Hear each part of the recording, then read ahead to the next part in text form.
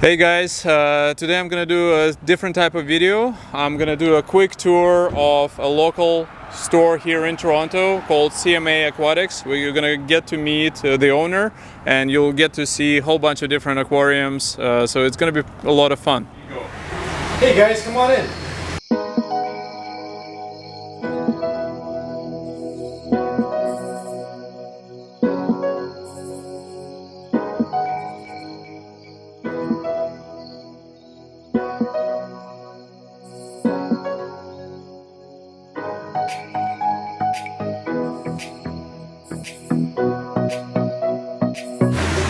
Hey everyone, today I'm happy to see Chris at CMA Aquatics, who was kind enough to invite us into his aquarium store. And with that said, hello everyone, hello Chris. Hey, thanks for coming, Dimitri. Pleasure to have you. Thank you.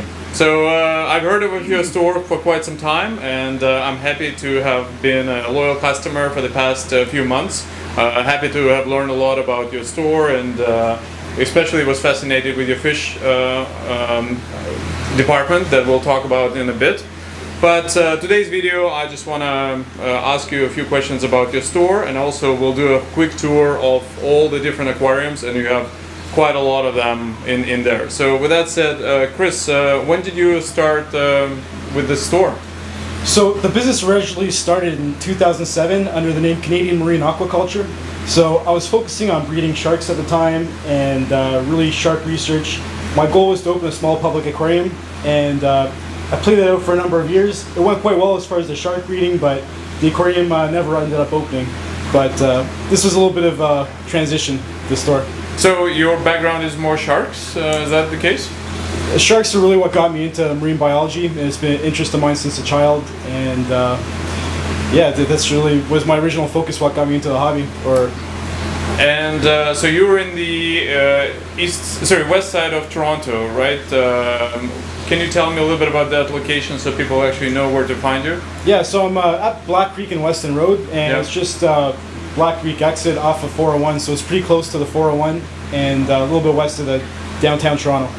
That's nice. So so how long you've been open in this location? So I've been here for a year and a half now. Mm-hmm. So this was my first retail location, although I did have a warehouse for 5 years that I was operating out of. So yeah, this is a new store for me. So what was your vision for the store in terms of how you laid out all the aquariums, and maybe can you walk us a little bit through that process? Yeah, so I have basically fish systems around the sides of the walls, and one fish system which is down the middle. Yeah.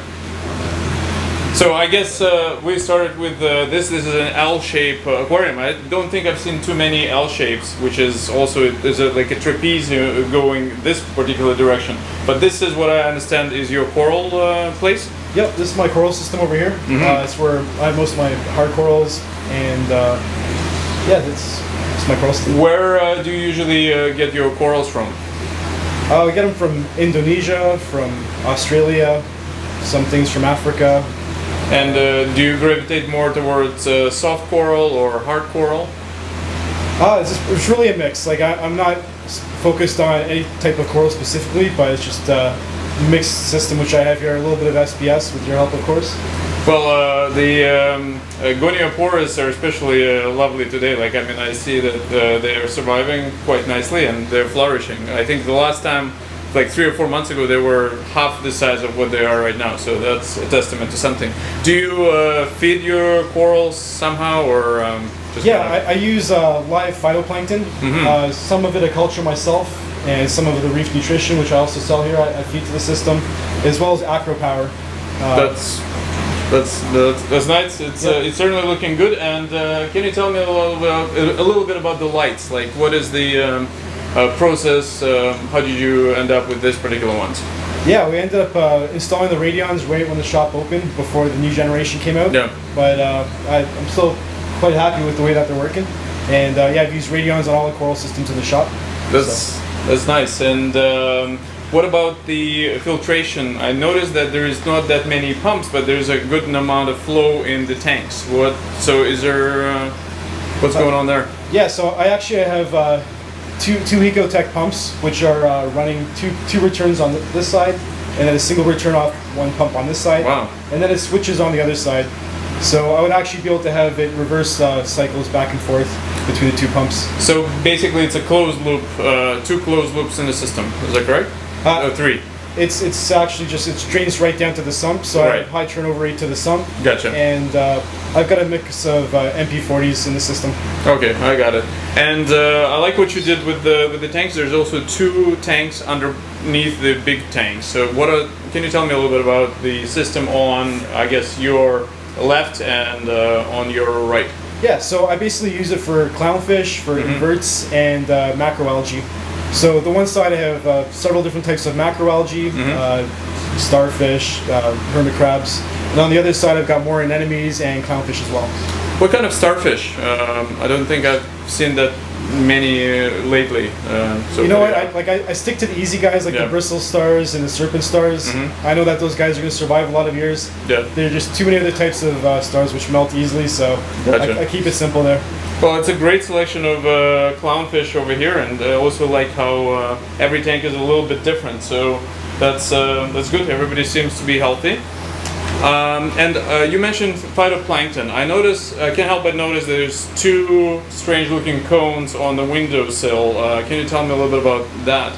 Yeah, so one of the cones is used for tiger pods, and the other cone I'm basically restarting.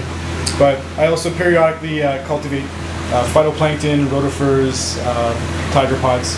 Wow, that's so basically, if somebody's in the need of pods, they can always come and pick something up most of the time? If I don't have any of my own, we have Reef Nutrition. Yeah. So Reef Nutrition is always in stock. Very nice. So, and what about this? Is it an invertebrate system further on the windowsill? Yeah, I've got one more system which I break up with clownfish, different types of shrimp. So I have several different invert systems which I break all the inverts and the clownfish up on, the captive bred ones. Right. What's your favorite invertebrate? I got a pretty neat mantis shrimp at the time, so I gotta say that that giant mantis shrimp is the invert of the day. Any accidents? I think your fingers are intact, so. Yeah, no, I hear him flicking in the evenings. He's looking for a new home, so. Very nice, very nice. Yeah. Now, what about the fish that you have in the coral system? What was your guidance for the fish? I noticed that you have a lot of tanks and also a couple of purple tanks in the same system, which are not fighting. So yeah, no, I've got a mix of different tanks. I got everyone's got a purpose in the tank. I have some wrasse in there as well, 6-line wrasse in both systems. But yeah, the tanks have actually been getting along quite well. There's also a big fox face in the one system. He's the boss of the tank. Gotcha. So he'll keep the yellow tangs and the purple tangs in line. Nice, nice. So, and I see you have quite a selection of corals. There's a fair bit of LPS, like the Gonioporas, you have the Faveas, you have a great selection of Mantipora as well. So I see a few designer names in there, including like Aquaman and Superman and Sunset, all of those fancy ones. But also something kind of middle of the road, lots of different bird's nests and like standard staples like green slimers. So that's very neat. Yeah, absolutely. Thanks for your help with some of those as well. I appreciate you getting me going with some of those nice Mantipora frags. Sure, sure. Always happy to help. And I notice also you have the clams. So can you tell me a little bit about those? Like, I mean, how long you've had them and which ones you have? Yeah, it's a good question. Is it Tridacna? Sorry, like probably Duresa or Maxima, right? I mean, one of those ones? I believe the large ones are Croquea. Croquea, It's got the large indentations on the side. Gotcha, gotcha. And the other guys are smoother based, but I think they're Squamosa, if I remember correctly. So, yeah, that's one area I'm not really that proficient is the clams, but I'm a big fan of having them in the tank. So that's excellent. And when is the next shipment coming in for you? Oh, we've got Africa coming in next week. So as far as fish, that's next week's shipment.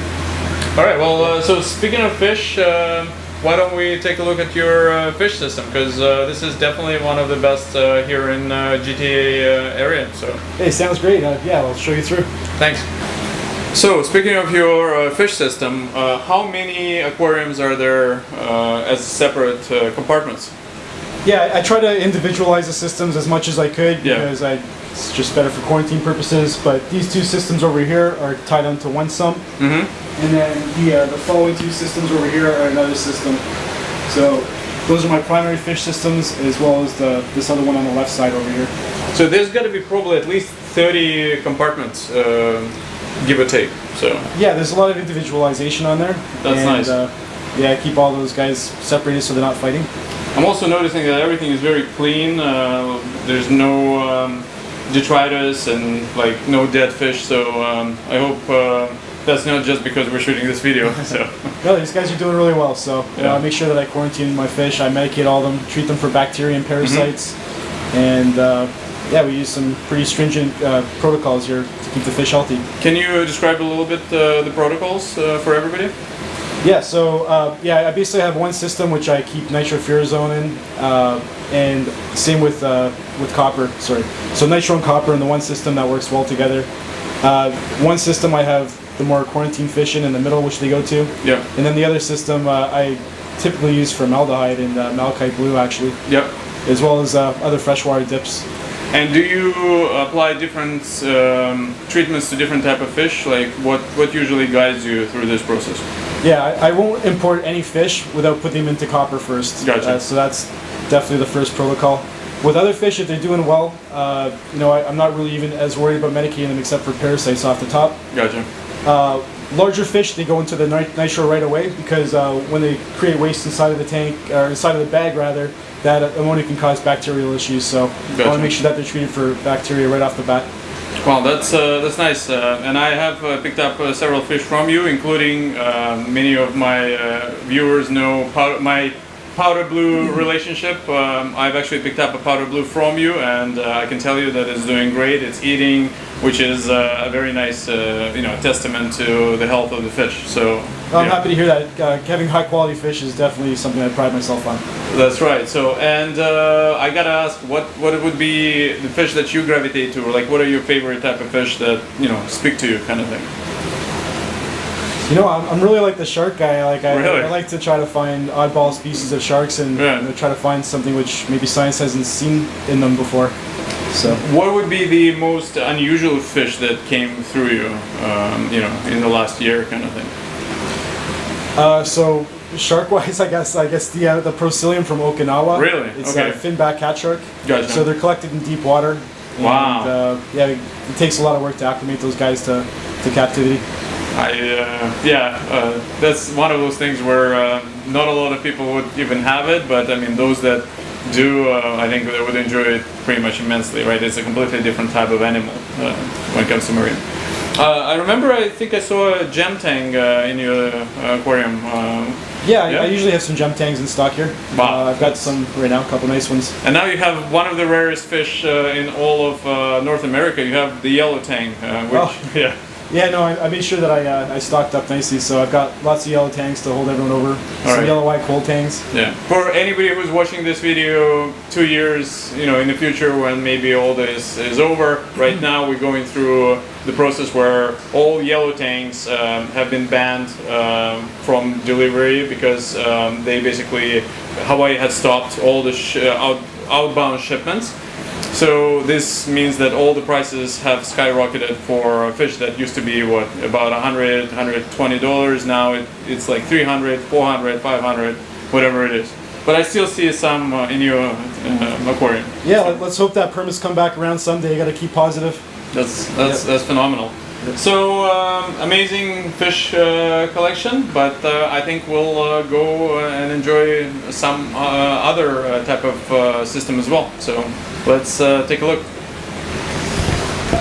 Perfect. We're in another part of your store, so I see you have all the equipment that and test kits and other supplies that us hobbyists will need once in a while. So that's great. But I'm also glad to see yet more aquariums. Can you tell us a little bit about that section? Yeah, so this is just one of my invert systems where I also keep clownfish as well. So I got a mix of different types of shrimp in here, hermit crabs, different types of snails, and the systems that hopefully are not with hermit crabs. And yeah, it's a few anemones in there as well. So I'm happy to see peppermint shrimps, which is super useful when it comes to like Aiptasia and maybe some other pests. So that's excellent. Quite a selection of snails. But I'm also really happy to see Reef Nutrition fridge here, because a lot of times when you need live foods and phytoplankton, this is my go-to a lot of times. Yeah, we also have live pods as well, as mentioned. Yes. And yeah, we carry the full line. And what is this aquarium? Can you tell us something about that? Yeah, everybody was on my case about having a little display tank, so yeah, I just got a small display tank just for starters that are getting into the hobby to see something. And I see there's a blue damsel, there's some sort of a tomato clown, or I guess some sort of a chocolate clown. Yeah, it looks like a maroon. Yes, and then sifting, what is it, sifting goby. So that's nice, and a really simple selection of coral, which are going to be easy for us, people that just starting out to keep in the hobby. So that's excellent. And also, I think you have every single fish food that's on the market, so that's good to see as well. Yeah, absolutely. Yeah, also in the system we've got what have we got here? Lots of clowns. Yeah. Lots of shrimp, and you have some designer clowns as well. What kind of designer clowns you have at the top of your head? Yeah, one of my favorites right now are these Clarkies right over here. And yeah, we got some other Frostbites and Picassos in the system. Yeah, they look good, and most importantly, everybody looks very healthy. So that's. These guys are also a really good size too for captive bred clownfish. Usually they're so tiny. Yep, yeah, good size. All right, and now let's take a look at a shark. Now we are at the tank which is your specialty, sharks. And I don't think I've seen that many sharks in Toronto other than Ripley's. So I see that they're already coming out to be fed, which is pretty amazing. So first of all, what do you feed them, and what type of sharks are these? So in this system I've got just your standard epaulet sharks from Australia, and there's a horn shark here from Cortez Sea. So the dark one is the horn shark? Yes, that's the horn shark right there. And what are we feeding them today? So today they got some squid and some scallops. All right, and how often do you usually feed a shark? I feed them every day. Yeah. All right, so we're gonna experience a shark feeding frenzy. Yeah. Right. So when you're feeding sharks, most important thing is to get lots of iodine in the diet, or else to get goiter. So you could get like squid, unclean squid or octopus in there. Really? Yeah. Also, I used to give all my sharks Missouri Shark and Ray vitamins as well, and that's a complete vitamin for those guys. I thought you were gonna say the most important thing when feeding sharks is not to put fingers in the water, but. Yeah, I'm actually more scared of a clownfish than these sharks, to be honest. All right, well, let's get going. Throw some in there. I don't think I've ever seen a shark eating, so there we go. That's gonna be a first. Let's wait for him to make a pass. Yeah. Ah, I see. Look at that. He's coming. He smells it. Oh. And he ate it. Wow, he's actually like almost chewing it down. Cool. Well, why don't we take a closer look of this so that the viewers can actually see how this whole thing works. Yeah, absolutely. All right, let's take another look at shark feeding. So here goes the squid. Oh my goodness. These guys are all going in.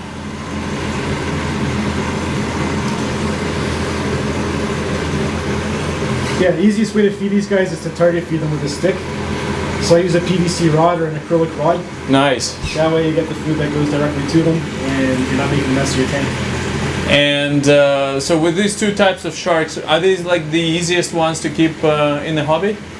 Well, the species of epaulet shark gets a little bit larger than some other types. So Hemicillium ocellatum wouldn't be my first choice. Right. But some smaller species like cat sharks are a lot easier to keep in a smaller tank that's 200-gallon aquarium. Gotcha. And I think they're called epaulet sharks because they have those full side. Yeah, the full size on their like where the shoulders would be, right? So I think that's what it's called. That's pretty cool. Well, look at that.